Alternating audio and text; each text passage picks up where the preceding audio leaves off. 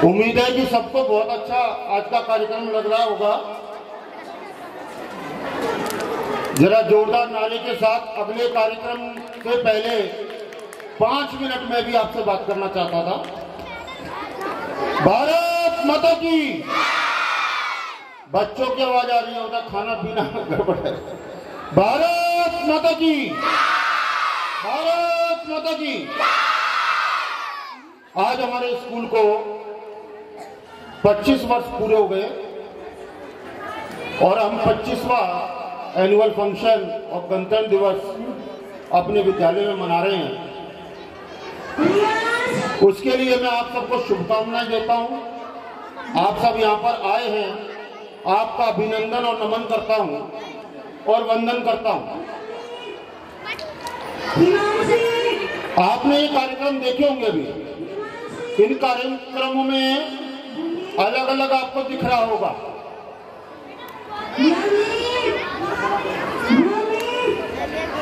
अलग अलग रंग दिखाई दे रहे होंगे। ये रंग ऐसे नहीं आते। कठिन परिश्रम, कठिन तपस्या। जिस समय ठंड के अंदर हम सब रजाई में घुसे हुए थे, जिस समय बहुत ठंड में स्कूलों की छुट्टियां हो गई थी, उस ठंड के अंदर ये नन्हे मुन्ने बच्चे स्कूल में आते, टीचर्स आती और इनको ये कार्यक्रम सिखाती और आप लोग इनको भेजते थे तैयार करके। क्योंकि माता पिता जब तक तैयार करके और अपना परिश्रम नहीं करेंगे, अपनी इच्छा शक्ति नहीं दिखाएंगे, तो इन बच्चों के अंदर रंग भरना बहुत मुश्किल है। माता पिता का पूरा योगदान एक बच्चे को बहुत अच्छा बनाने में भी होता है और खराब करने में भी होता है। अब हम जानते हैं कि हमारे पास 2-3 बच्चे, सबके पास 2 होंगे या 3 होंगे या 1 होगा, क्योंकि परंपरा ऐसी चल पड़ी है कि सबके पास यही बच्चे, इतनी संख्या रहती है, तो सबके बच्चे सबको लाडले हैं, बहुत प्यार करते हैं सब अपने बच्चों से। बच्चे बड़े कोमल भी होते हैं। अगर आप देखें उनको तो बच्चे बड़े कोमल होते हैं। हमें इन्हें मजबूत बनाना है। मजबूत कैसे बनेंगे?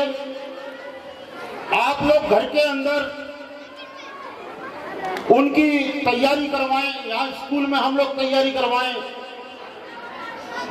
तो वो मजबूत बनना शुरू हो जाएंगे। और हमने उनको छुई मुई बना लिया, उनको डरा के रखा, खुद भी डर के रहे, तो डरते डरते जिंदगी निकल जाएगी। तो मैं तो बच्चों के लिए एक आध बात कहना चाहता हूं। एक पुरानी कविता है, बच्चे क्या चाहते हैं। सूरज सा दमकू में, चंदा सा चमकू में, झलमल झलमल उज्जवल तारों सा दमकू में। ये बच्चों की सोच रहती है, उनको चमकना है। उनकी बैटरी जितनी चार्ज हो गई उतने में उन्होंने अपना, जैसे मोबाइल चमकता है ना, बैटरी चार्ज होता है, स्टार्ट करें चमकता है, ऐसी बच्चे चमकते हैं। यही मेरी अभिलाषा है। फूलों सा महकू में, वियोगों सा चहकू में, गुंजित कर वन उपवन, कोयल सा कुहकू में। यही मेरी अभिलाषा है। ये बच्चे कह रहे हैं। नभ जैसा निर्मल हूं, शशि जैसा शीतल हूं, धरती सा सहनशील बनूं, पर्वत सा अविरल रहूं। यही मेरी अभिलाषा है। मेघा सा मिट जाऊं, मेघा मतलब बादल, मेघा सा मिट जाऊं, सागर सा लहराऊं, सेवा के पथ पर मैं सुमनों सा बिछ जाऊं, फूलों सा बिछ जाऊं। यही मेरी अभिलाषा है। सभी बच्चे ऐसी अभिलाषाएं अपने मन में रखते हैं और वो आगे बढ़ते हैं, बड़े होते हैं।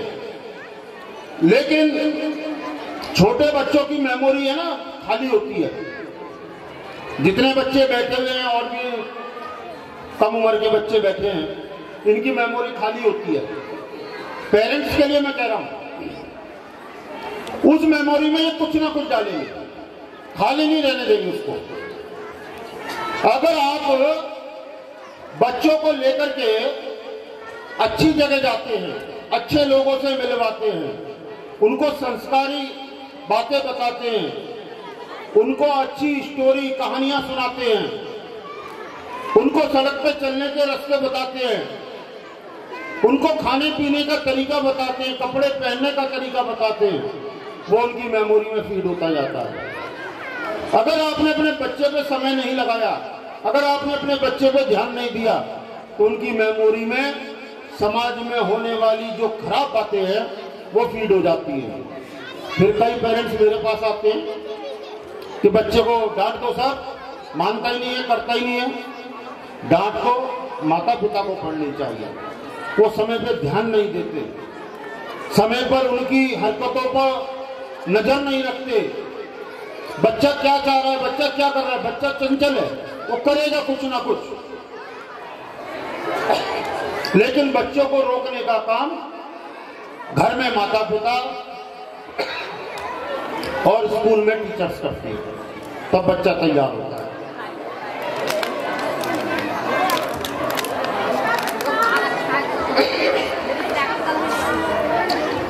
अब 25 साल हमारे स्कूल को हो गए। बड़ी अद्भुत बात होती है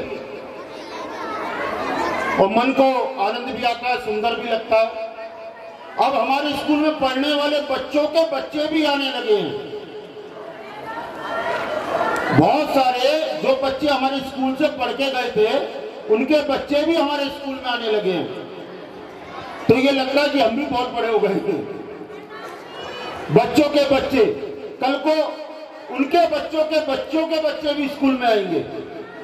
हमने एक पौधा लगाया जो आज वट वृक्ष बना हुआ है, और हमारे स्कूल के बच्चे हर समाज के क्षेत्र के अंदर, इंजीनियरिंग का हो, व्यापार का हो, डॉक्टरी का हो, खेल कूद का हो, हर क्षेत्र के अंदर आज देखने को मिलती है और वो बहुत अच्छा कर रहे हैं। अपना जीवन सरल बना करके सफलता की ओर चल रहे हैं। सभी टीचर्स को और हम सबको बड़ी खुशी होती है जब ये पता लगता है हमारे स्कूल में पढ़ा हुआ बच्चा ये काम अच्छा कर रहा है, उसको ये इनाम मिला है, या वो कहीं अपने जीवन में अपने परिवार से ऊपर जाकर के बहुत अच्छा काम कर रहा है, तो आनंद आता है, जीवन को खुशी मिलती है। एक बात जो मैं बार बार कहता हूं आप लोगों से, देखिए इतने सारे बच्चे बैठे हुए, सभी माता पिताओं से मैं कहता हूं, आपको नहीं पता कि देश का प्रधानमंत्री किसके घर में पल रहा है, किसके घर में सीएम पल रहा है।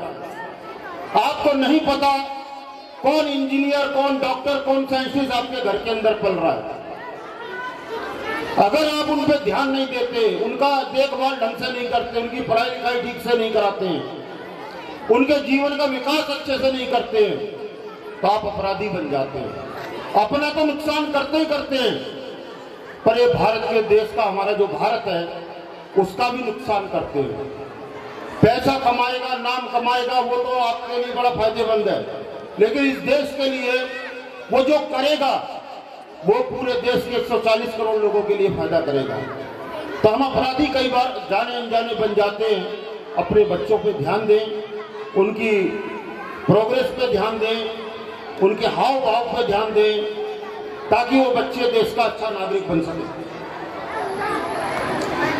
एक रिक्वेस्ट और मैं करना चाहता हूं, कोरोना टाइम में लगभग 2 साल बच्चों की पढ़ाई और बच्चों का शारीरिक विकास और सब परिवारों का आर्थिक सिस्टम भी गड़बड़ हो गया था।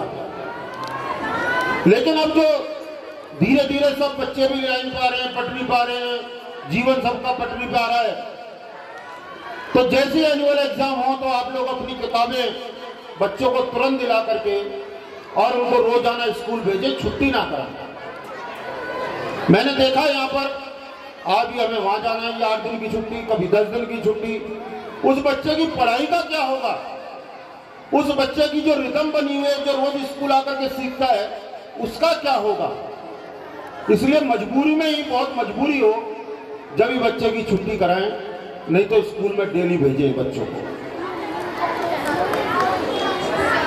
एक और मेरी रिक्वेस्ट है, बहुत सारे पेरेंट्स बच्चों के जो कंपटीशन होते हैं, स्पोर्ट्स होते हैं, और भी जो काम स्कूल में लगातार होते हैं, उससे परेशान हो जाते हैं। क्योंकि बच्चे जाके बोलते हैं आज मेरे को ये पेपर चाहिए, आज मेरे को ये सामान चाहिए, वो सामान चाहिए, तो माता पिता भी डिस्टर्ब हो जाते हैं। जैसा भी मोबाइल वाला नाटक देखा था आपने, उसमें डिस्टर्ब हो गए थे, उसकी मम्मी डिस्टर्ब हो गई तो बच्चा भी डिस्टर्ब हो जाएगा।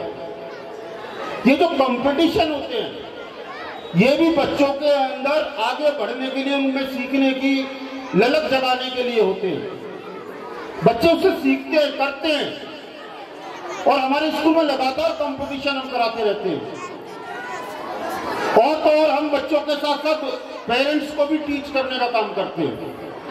पेरेंट्स को नहीं पता हम कैसे टीच करते हैं उनको। मदर्स डे पे बुला लेंगे, पेरेंट्स आते हैं, मदर्स आती हैं, उनसे बातचीत होती है, कुछ गेम्स होते हैं, कुछ अच्छी बातें होती हैं, तो सिखाने की कोशिश करते हैं। हम स्पोर्ट्स डे वाले दिन भी बच्चों के साथ पेरेंट्स की भी थोड़ी बहुत रेस करा देते हैं, वहां भी सीखने का मौका मिलता है। हम पीटीएम के अंदर भी करते हैं। अभी हम ये प्रोग्राम कर रहे हैं, इस तरीके के प्रोग्राम करते हैं, उसमें भी पेरेंट्स को इन्वॉल्व करते हैं, ताकि बच्चे का सर्वांगीण विकास आप और हम सब मिलकर के कर पाए। बच्चों की डायरी भी जरूर चेक करा करें डेली। केवल ट्यूशन पढ़ने जाते हैं वही चेक होगी डायरी, ऐसा ना करें। बच्चा, मैं फिर कह रहा हूं, बच्चे का विकास जब भी संभव है कि वो क्या करता है। ट्यूशन जाता है तो क्या करता है, अगर वो स्कूल में जा रहा है तो क्या कर रहा है, तो स्कूल में टच में रहें, उसकी डायरियां चेक करें, उससे ऐसी आगे घंटा निकाल करके बातचीत करें, क्वेश्चन आंसर करें, ताकि बच्चे को भी लगे कि हम मुझसे पूछते हैं मेरे मम्मी पापा, और वो सीखने की कोशिश करें।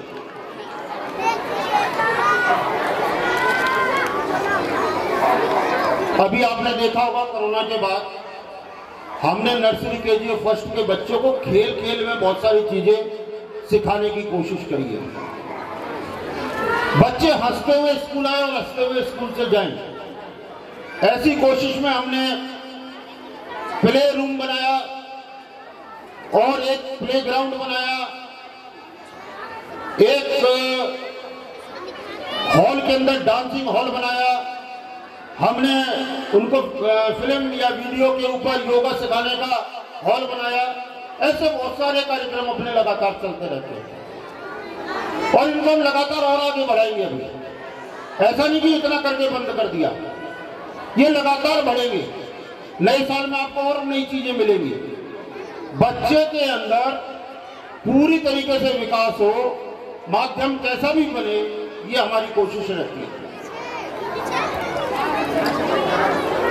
अब हमारे स्कूल की टीचर्स, वो भी यहीं कहीं से आती हैं, सब समाज में से आती हैं, लेकिन वो केयर अपनी मदर की तरह करती है। एक एग्जाम्पल बताता हूं। एक बच्चा था छोटी क्लास में, नर्सरी या केजी में, वो खाना नहीं खाता, लंच नहीं करता था, डिब्बा वापस ले जाता था अपना लंच बॉक्स, और खाना नहीं खाता था, और घर में भी नहीं खाता था। मैडम से उसकी मदर ने शिकायत करी तो वो एक रोटी खाने लगा। अब उसकी मदर ने सोचा चलो एक खाइए रोटी, वैसे तो खाता नहीं है, 2 रख दे। अगले दिन 2 रोटी खिला दी उसको। 2-4 दिन बाद उसने 3 रोटी शुरू कर दी देनी मदर ने, क्योंकि उसको लाड प्यार आ गया। बोला बच्चा किस तरह खा तो ले, वो 3 भी खाने लगा। लेकिन आपसे मेरा यही निवेदन भी है, रिक्वेस्ट भी है कि बच्चे का जितना पेट है, जितना वो हाजमा कर सकता है, उसी के हिसाब से लंच भी दे, उसको खाने के लिए भी दे, और शरीर में लगने वाली चीजें खाने को दे। ये चाउमीन, समोसे, इधर उधर मैदा की चीजें, बर्गर, ये बड़े लगते हैं सबको अच्छे, लेकिन वास्तव में ये लीवर के ऊपर इफेक्ट डालते हैं, आपकी पूरी बॉडी के ऊपर इफेक्ट डालते हैं। और अभी बच्चे, क्योंकि बच्चे हैं, जब इनकी उम्र 35-40 साल की हो जाएगी तो बीमार रहने शुरू हो जाते हैं, तो उनको अवॉइड करें। एक अभी हमने स्कूल के अंदर EWS तो चली रहा है, EWS में बहुत सारे बच्चे पढ़ रहे हैं, साथ में हमने SC, ST, OBC और माइनॉरिटी वाले मुस्लिम, सिख, ईसाई, जैन, पारसी, ऐसे बच्चों का भी फीस वापसी की एक स्कीम हमने स्कूल में चालू करी है, पेरेंट्स को बता दी है। 1-2 फॉर्म भर के भी मेरे पास आ गए हैं। अगर आप लोग उसको करेंगे तो आपकी फीस 8वीं तक हर साल वापस आती रहेगी आपके पास, और बच्चा लगभग EWS ही हो जाएगा, वो पढ़ता रहेगा। इसलिए आप लोग उस स्कीम पे जरूर ध्यान दें और पूरे 12 महीने की आपको फीस वापस मिलेगी।